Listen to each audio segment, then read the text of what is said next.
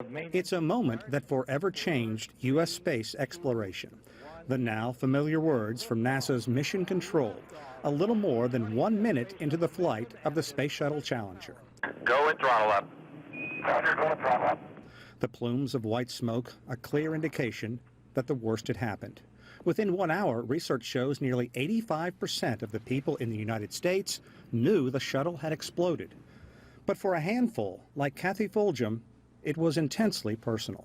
I watched my dad die hundreds of times on TVs across the nation and around the world.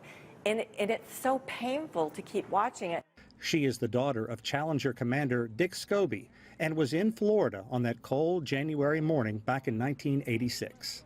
My dad was an incredible man, but he was my hero long before he was an astronaut. He was an amazing man. It has been bravery and courage that characterizes people from all nations who risk their lives to touch the stars.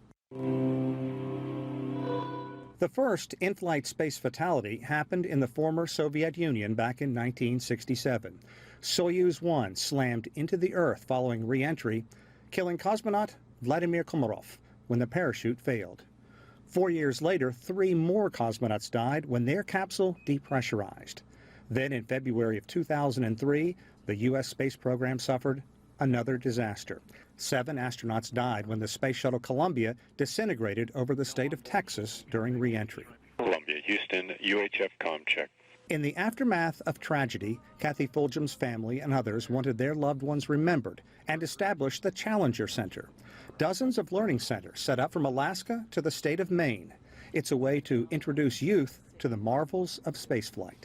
They simulate missions to Mars, the moon, comets. There has long been a saying that U.S. astronauts have the right stuff.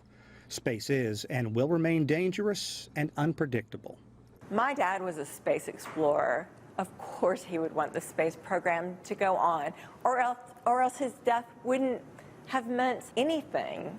Sean Callebs, CGTN in Washington.